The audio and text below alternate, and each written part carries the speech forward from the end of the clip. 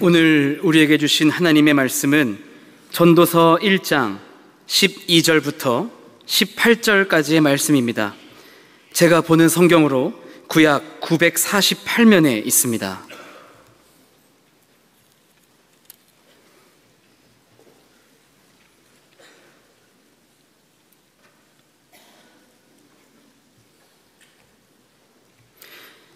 하나님의 말씀을 봉독하겠습니다. 나 전도자는 예루살렘에서 이스라엘 왕이 되어 마음을 다하며 지혜를 써서 하늘 아래에서 행하는 모든 일을 연구하며 살핀즉 이는 괴로운 것이니 하나님이 인생들에게 주사 수고하게 하신 것이라. 내가 해 아래에서 행하는 모든 일을 보았노라. 보라, 모두 다 헛되어 바람을 잡으려는 것이로다. 구부러진 것도 곧게 할 수 없고 모자란 것도 셀 수 없도다. 내가 내 마음속으로 말하여 이르기를 보라, 내가 크게 되고 지혜를 더 많이 얻었으므로 나보다 먼저 예루살렘에 있던 모든 사람들보다 낫다 하였나니 내 마음이 지혜와 지식을 많이 만나 보았음이로다. 내가 다시 지혜를 알고자 하며 미친 것들과 미련한 것들을 알고자 하여 마음을 썼으나 이것도 바람을 잡으려는 것인 줄을 깨달았도다. 지혜가 많으면 번뇌도 많으니 지식을 더하는 자는 근심을 더하느니라. 아멘. 불편한 진실이란 말을 들어보셨습니까? 널리 알려져 있지만 받아들이기 어렵거나 외면하고 싶은 진실을 의미하는 말입니다. 많은 사람들이 어떤 사실을 알고 있지만 불편함 때문에 애써 외면하거나 무시하는 진실을 말합니다. 이 말은 현실 세계의 문제점이나 어두운 측면을 다룰 때 자주 사용합니다. 특히 환경 문제나 사회 문제와 같이 해결하기 쉽지 않은 문제들을 다룰 때 불편한 진실이라는 말을 사용합니다. 솔로몬은 전도서를 통해 불편한 진실을 말하고 있습니다. 그것을 이렇게 예를 들어보겠습니다. 병원에서 건강검진을 한 남자가 그 검진 결과를 듣기 위해 담당 의사 선생님 앞에 앉아 있습니다. 의사 선생님은 심각한 얼굴로 말합니다. 검사 결과가 좋지 않습니다. 심각합니다. 이대로 방치하면 손을 쓸 수 없는 상태가 될 수 있습니다. 그러면서 병명을 이야기해 주는데 못 들어본 병이에요. 그리고 이어서 또 말합니다. 의사가 말합니다. 이 병을 치료하기 위해서는 가능한 한 모든 방법, 모든 수단을 동원해야 하고 생활 습관과 식습관을 바꿔야 합니다. 그렇지 않으면 치명적인 결과를 맞이하게 됩니다. 의사의 말을 들은 남자는 머리를 한 대 얻어 맞은 것 같고 머릿속이 어지럽습니다. 그러면서도 속으로 이런 화를 냅니다. 아니 무슨 소리야. 내가 지금 아픈 데가 한 군데도 없고 단지 정기검진을 받은 것뿐인데 치명적인 병에 걸렸다니. 난 지금 건강하다고. 오진일 거야. 의사가 괜히 겁주느라 그러지. 이 남자는 그 검진 결과가 불편한 진실입니다. 사실이지만 사실로 받아들이기에는 불편한 거죠. 여러분이 이런 일을 겪게 되었다면 어떤 반응을 할 것 같습니까? 물론 다른 병원에 가서 다시 검사를 해볼 수도 있겠죠. 또는 의사의 말을 무시하고 스스로 나는 괜찮아, 아직 건강해 라고 다독일 수도 있습니다. 그러나 검사 결과가 오진이 아니라면 의사의 검사 결과와 처방에 따라야 하지 않겠습니까? 전도서는 솔로몬의 진단 결과 보고서입니다. 전통적으로 전도서의 저자는 솔로몬으로 보고 있고 전도서에 등장하는 전도자는 솔로몬입니다. 전도서는 전도하라는 그런 책이 아닙니다. 히브리어 제목인 코헬렛은 무엇인가를 말하기 위해 무리들을 모으는 사람을 가리키는 말이에요. 설교자라는 뜻에 가깝죠. 그러니까 전도자라는 말은 도를 전하는, 가르치는 사람, 전도자의 말씀이라는 뜻의 제목이 전도서입니다. 전도자의 메시지는 논리와 반성 그리고 관찰, 결론의 과정을 거쳐서 전달되는데 모두 함축적이고 간결한 식귀로 구성되어 있습니다.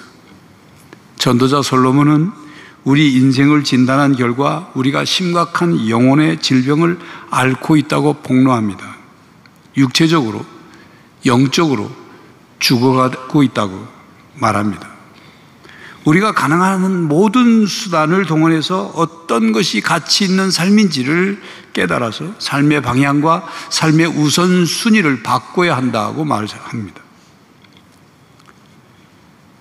많은 사람들은 솔로몬의 이 진단 결과에 대해 심각성을 느끼지 않고 살아가고 있습니다. 당장 눈에 보이지 않으니까, 당장 몸으로 느껴지지 않으니까 나는 건강하게 잘 살고 있다, 그렇게 생각하죠. 자신의 노력이나 21세기의 과학기술의 발전, 그리고 의료 기술의 발달로 나는 이 세상을 살아가는데 별 문제 없이 건강하게 잘 살 수 있다, 그렇게 생각합니다. 솔로몬은 전도서에서 두 가지 관점으로 인생을 봅니다. 이 두 가지 관점으로 번갈아가면서 똑같은 주제를 놓고 두 가지 관점에서 양쪽의 거울에 비춰보는 것과 같이 이 이야기를 전하고 있습니다. 첫 번째 관점은 자연인의 시각입니다. 그리고 두 번째 관점은 하나님을 믿는 신앙인의 관점입니다. 자연인의 시각이란 아직 거듭나지 않은 사람의 눈으로 인생을 보는 것을 말합니다. 자연인은 하나님과 관계없이 인생의 문제를 해결하려고 하는 사람이지요. 하나님을 인생의 현장에서 완전 뒤로 제쳐놓고 하나님의 말씀을 결코 생각해 보지 않습니다. 그렇게 솔로몬이 자연인의 관점에서 인생을 바라본 유일한 결론은 1장 2절 말씀이죠. 전도자가 이르되 헛되고 헛되며 헛되고 헛되니 모든 것이 헛되도다. 인생이 헛되고 헛되며 헛되고 헛되니 모든 것이 헛되다는 말은 듣는 우리들에게 불편한 진실입니다. 사실은 모든 사람이 인생의 허물을, 인생의 허탈을 느끼면서 살아가지만 애써 외면하고 살고 있는 거죠. 뭐 인생이 그런 것이지, 그렇게 뭐 어떡하겠어, 그게 인생이라면 그냥 받아들여야지, 그렇게 살아야지, 그렇게 말합니다. 체념하듯이 말입니다. 전도서는 하나님을 떠난 인생은 세상의 모든 것이 허무하다는 진리를 깨닫게 하기 위해 기록되었습니다. 하나님 없이 우리의 노력으로 삶을 의미 있게 만들려는 시도는 반드시 실패로 끝난다는 것을 지적합니다. 그래서 우리가 이러한 전도서를 읽으면서 우리가 갖게 되는 질문이 있죠. 그게 뭡니까? 그러면 어떻게 하라는 말인가? 라는 거예요. 그러면 어떻게 하란 말인가? 또 다른 전도서 기록 목적은 인간의 이성과 철학에는 한계가 있음을 보여주고 하나님을 경유하는 삶을 살도록 기록했습니다. 그러니까 하나님 외에 그 어떤 사물이나 사람에게 소망을 두지 말라고 경고하기 위해 전도서를 썼습니다. 해 아래서의 삶, 곧 하나님을 떠난 삶이 얼마나 무익한지를 지적하고 있는 거죠. 그러하기에 전도자는 마치 우상 파괴자입니다. 왜냐하면 전도서는 우리가 신뢰하고 있지만 결국 아무 쓸모없어 실망시키는 많은 것들에 대해서 고찰하고 있기 때문이죠. 칼빈은 인간의 마음을 우상 제조소라고 표현했습니다. 인간의 마음은 시간만 되면, 상황만 되면, 기회만 되면 우상을 마음속에 만들기 때문이죠. 전도서는 우상이라는 말을 사용하지 않았습니다. 대신 부, 명예, 권력, 관계, 쾌락, 지혜 등 많은 것들이 개인의 삶의 우상이 될 수 있다고 지적하는 거죠. 전도자는 우리가 신뢰하는 모든 것, 우리 안에 만들어진 우상들을 완전히 부셔버립니다. 이 모든 것이 헛되고 헛되다 말씀하죠. 그 어떤 것도 우리를 만족시키지 못하고 그 어떤 것도 우리에게 선한 것을 가져다 주는 것이 아니라 그 어떤 것도 우리를 온전히 채우지 못합니다. 전도자는 자연인의 시각으로 해 아래서 인생 여행을 마치고 난 후 인생은 시간 낭비라는 결론을 내립니다. 전도서에 무려 40번 이상이나 되는 단어가 나오죠. 헛되다는 단어예요. 이 헛되다는 단어의 히브리어는 헤벨인데 그 뜻은 실속이 없다, 비어있다, 텅 비었다, 덧없다, 공허하다, 무익하다, 허망하다, 그런 뜻의 단어입니다. 즉 인간의 삶은 겉으로 보기에는 대단해 보이는 것 같지만 실제로 그 안에는 알맹이가 없다는 것입니다. 아침 안개처럼, 비누방울처럼, 한 방울 수증기처럼, 한 줌 바람처럼 해 아래서 수고하는 모든 수고가 헛되어서 무엇이 유익한지 생각해 보라는 거죠. 전도자는 오늘 본문 앞 4절부터 11절에서 인생의 변화에 대해서 생각해 보라고 조언합니다. 4절에 보면 자연은 영원하나 인간은 잠시뿐이다 말씀하죠. 지상의 무대는 그대로 남아있지만 그 무대 위에, 지상의 무대 위에 배우는 계속 바뀐다 그 말이에요.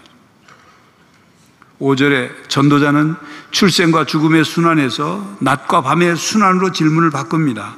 하늘과 관련해 볼 때 해는 매일같이 뜨고 지지만 하늘은 어제의 하늘이나 오늘의 하늘이나 변함이 없습니다. 전도자는 태양이 움직이는 것을 이렇게 표현하죠. 힘들게 목적지에 갔다가 또다시 시작해야 하는 그런 것으로 표현해요. 지친 모습으로. 해가 솟고 지는 이 순환에 무슨 목적이 있겠느냐 그 말입니다. 6절에 바람의 순환을 언급하며 뚜렷한 목적 없이 불어대는 바람은 과연 무엇을 이루고 있는가 묻고 있죠. 7절에 물의 순환을 관찰하면서 성취해야 할 과업을 끝내 발견하지 못한 채 바다로 흘러 들어가는 물을 언급하면서 이와 같이 우리 인생은 물처럼 끊임없이 반복되는 것이 인생이라고 말합니다. 그러면서 8절부터 11절에 해 아래 새 것이 없다고 말합니다. 이전에 있던 것이 후에 다시 있을 것이라는 말이죠. 옛것과 새것 따로 있는 것이 아니라 계속 그것이 돌고 돈다는 것입니다. 여러분, 예를 들어서 우리 옷 패션만 하더라도, 바지만 하더라도 어떻게 변합니까? 바지의 통이 넓어졌다, 좁아졌다, 길어졌다, 짧아졌다. 그것이 무슨 사이클처럼 반복됩니다. 해 아래 새 것이 없이 돌고 도는 게 우리 인생의 삶이라는 것을 말하고 있습니다. 그러면서 오늘 본문 12절부터 18절까지는 지혜에 대해 말씀합니다. 전도자는 자신이 지혜와 지식을 누구보다 많이 경험한 자로서 지혜를 많이 얻었다고 소개를 합니다. 자신을 주위에 있는 지혜자들 중에 누구보다도 뛰어난 자로 자신을 소개하며 말하고 있습니다. 전도자는 해 아래서 헛되고 헛된 것을 극복하고자 지혜를 사용하였습니다. 전심을 다해 이 세상에서 벌어지는 일들을 연구하는데 핵심 연구수단으로 지혜를 사용하였다는 얘기입니다. 자신의 현재 지혜에 만족하지 않고 더 많은 지혜를 구했을 뿐만 아니라 미친 것들과 미련한 것들을 알고자 했다는 것입니다. 그러니까 전도자는 지혜와 어리석음을 포함한 모든 지식을 통달하려고 노력했다는 말을 합니다. 그러나 그 결과는 바람을 잡으려는 것과 같더라. 그렇게 말합니다. 17절입니다. 내가 다시 지혜를 알고자 하며 미친 것들과 미련한 것들을 알고자 하여 마음을 썼으나 이것도 바람을 잡으려는 것인 줄을 깨달았도다. 이 세상에서 일어나는 모든 일들을 이해하려고 노력하는 것은 결국 바람을 잡으려는 것과 같더라 그 말이죠. 바람을 어떻게 잡을 수 있습니까? 사람이 아무리 바람을 잡았다고 생각해도 손을 펴보면 아무것도 잡힌 것이 없잖아요. 그러니까 그런 노력이 헛되다는 겁니다. 그런데 전도자는 왜 지혜를 구하는 것이 바람을 잡으려는 것처럼 헛되다고 말했을까요? 여러분, 아는 것이 힘이다. 그런 말 들어보셨죠? 그래서 사람들은 할 수만 있다면 더 배우려고 하고 더 지식을 쌓으려고 합니다. 배워서 남주냐 이런 말을 하죠. 그런데 우리가 우리 자신을 위해서 배우고 지식과 지혜를 탐구하는 것의 끝은 어디일까요? 그 끝에서 모든 것이 해결될까요? 상식적으로 지혜와 지식은 좋은 것입니다. 지식이 있고 지혜가 있으면 편리하죠. 지식과 지혜가 나를 도와주고 안전하게 하고 그리고 효율적으로 살게 합니다. 더 좋은 것, 더 선한 것을 선택할 수 있는 분별력도 갖게 합니다. 하지만 지식과 지혜가 언제나 긍정적인 것만은 아닙니다. 지식과 지혜가 인간의 타락한 본능과 만나 자신뿐만 아니라 다른 사람들에게 씻을 수 없는 상처와 고통과 불행을 가져다 줄 수 있죠. 많이 배운 사람들, 최고의 학부를 나온 사람들, 지혜롭다고 하는 사람들이 더 죄 짓는 일에 교묘하고 더 극악한 경우가 많습니다. 여러분, 머리 나쁜 사기꾼이 없잖아요. 법꾸라지라는 말, 다 많이 배운 사람들입니다. 또한 지식과 지혜의 지성주의는 인생의 의미를 찾아주지 못합니다. 지성주의란 인간의 지식과 지혜로 인생을 이해하려고 하고 해결할 수 있다고 생각하는 사상이에요. 그런데 그 지성주의는 인생 문제의 열쇠가 되지 못합니다. 15절입니다.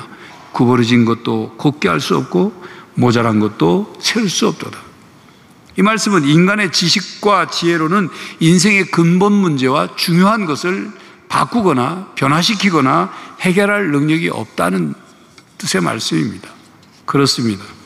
인간의 지성과 노력은 유한합니다. 그러니까 전도자는 지성주의의 최대의 허구를 지금 폭로하고 있는 거예요.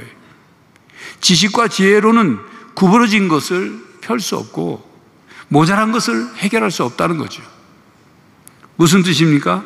인간의 부패한 본성과 그리고 죄의 문제, 인간의 유한함, 인간의 연약함, 인간의 부족함을 해결할 능력이 지성주의 속에는 없다는 얘기입니다. 그러니 지혜를 더 쌓는 것이 허무로 끝난다는 뜻입니다. 그렇습니다. 공부를 많이 하는 것이 바람을 잡으려는 것과 같습니다. 사람들은 배움에 대한 열망과 호기심을 갖고 노력합니다. 세상적인 지식이 사람을 똑똑하게 하고 지혜롭게 만들지는 모르지만 세상의 권태와 허물을 이기는데 전혀 도움이 되지 않습니다. 여러분, 그렇다고 공부하지 말라는 말이 아닙니다.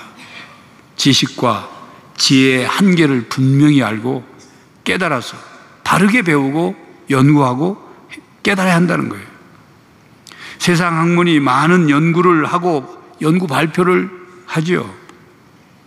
나름대로 공부를 많이 했다고 자부하는 사람들이 있죠.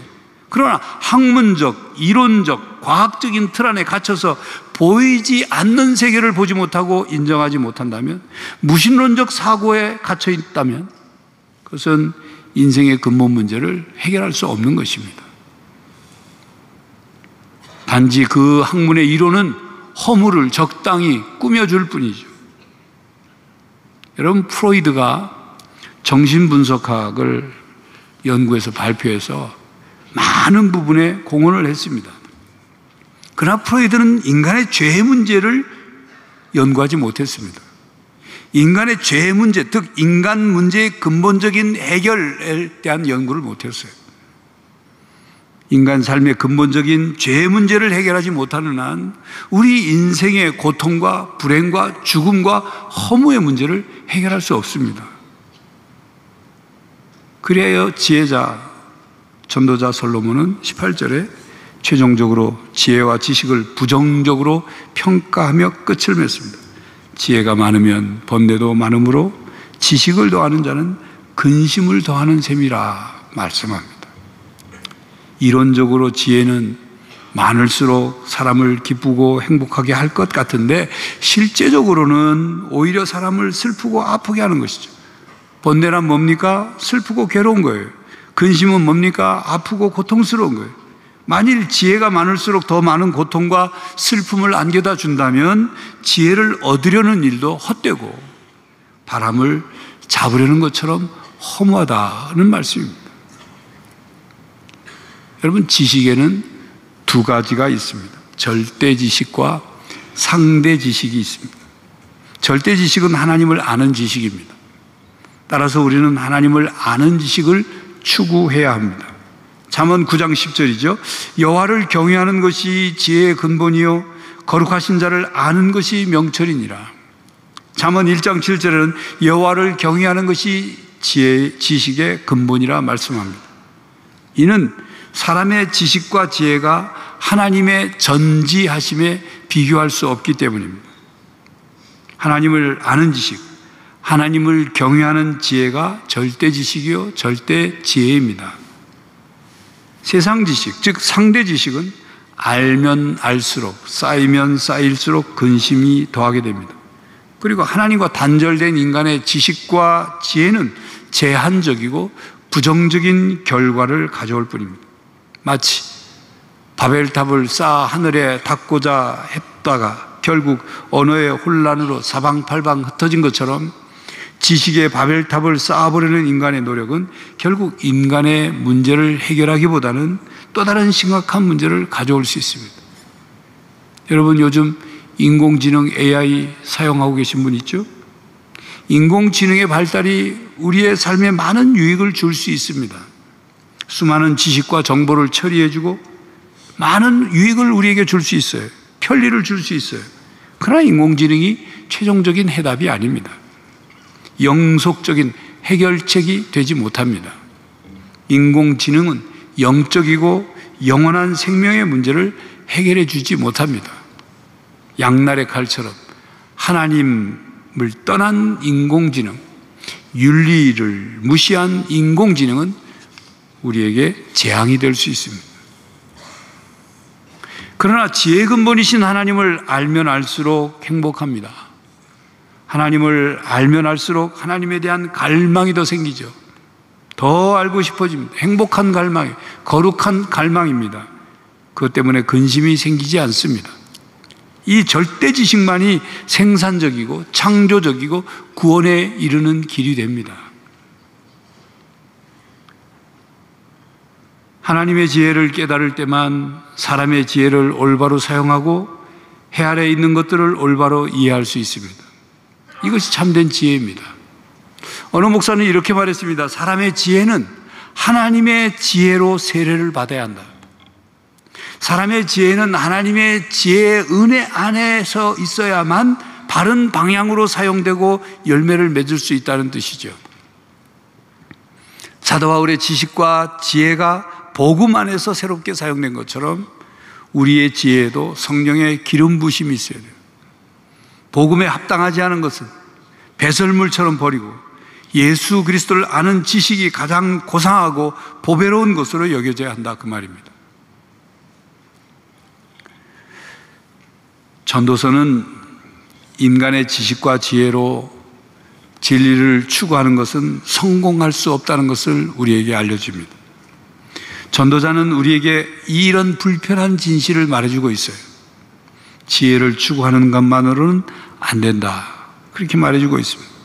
하나님 없는 지식, 하나님과 단절된 지혜로는 위험하다. 그 끝이 허무로 끝난다.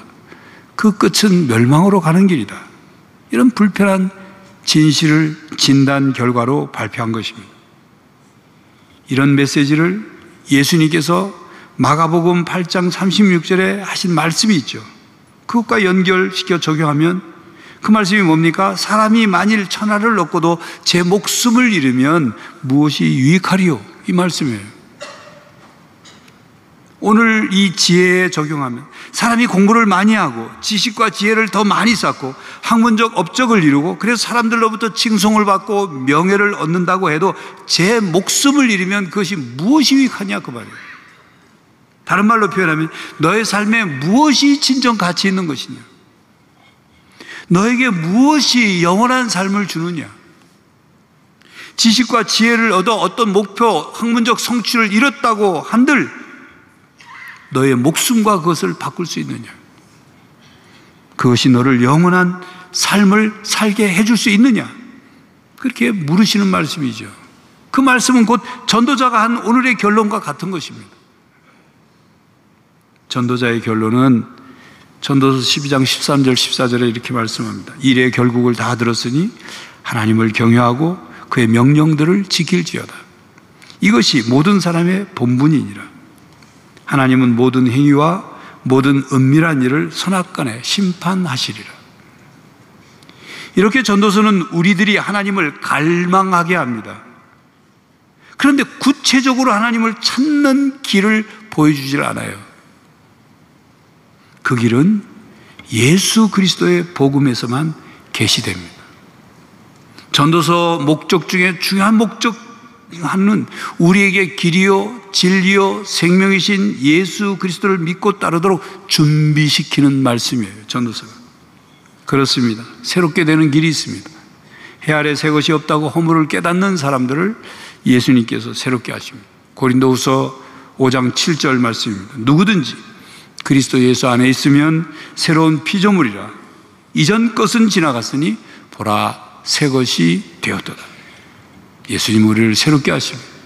우리를 정결케 하십니다. 우리가 예수님을 믿고 예수님을 더 알아가고 예수님을 닮아가는 것, 그것이 진정으로 새롭게 되는 길이에요. 허물을 극복하는 길이다.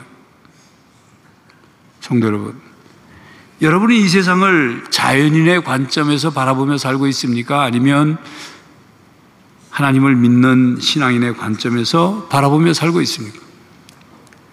이 세상을 살면서 허무만 느끼며 살고 있습니까? 아니면 허무를 느끼지만 믿음으로 살고 있습니까? 혹시 영혼의 건강 상태에 심각한 문제가 있다는 이 불편한 진실을 외면하고 있지는 않습니까? 여러분, 불편한 진실을 직면해야 합니다. 오직 예수 그리스도 안에서 진리를 깨닫고 믿으십시오. 삶의 허물을 처절히 느끼고 그것을 처절히 극복해야 하는 것입니다. 날마다 예수 그리스도 안에서 새롭게 되시기를 간절히 바랍니다. 기도하겠습니다. 하나님, 우리가 이 땅을 살면서 때론 답답하고 때론 절망스럽고 때론 허물을 느끼며 허탈을 느끼며 살아갑니다. 그러나 이 땅의 삶이 전부가 아님을 우리는 깨닫습니다. 예수 그리스도 안에 소망이 있고 영원한 영생이 있음을 깨닫습니다. 허물을 느낄 때마다 하나님께 손을 내밀게 하시고 예수 그리스도를 붙잡게 하시고 예수 그리스도의 진리 안에서 날마다 새로워지는 우리 모두가 되게 하여 주시옵소서. 예수 그리스도의 이름으로 기도하옵나이다. 아멘. 성도 여러분, 하나님과 단절된 지식과 지혜는 인생의 근본 문제를 해결할 수 없습니다. 예수 그리스도 안에서 진리를 깨닫고 허물을 극복하며 하나님의 지혜를 받아 날마다 새롭게 되는 성도가 되시기를 간절히 바랍니다. 지금은 우리 주 예수 그리스도의 은혜와 하나님 아버지의 사랑과 성령 하나님의 교통하심이 예수 그리스도 안에서 참 진리를 깨닫고 하나님의 지혜로 날마다 새롭게 되는 성도가 되기로 다짐하는 모든 성도들과 가정과 삶의 현장 위에 이제로부터 영원히 함께 하시기를 간절히 축원하옵나이다. 아멘.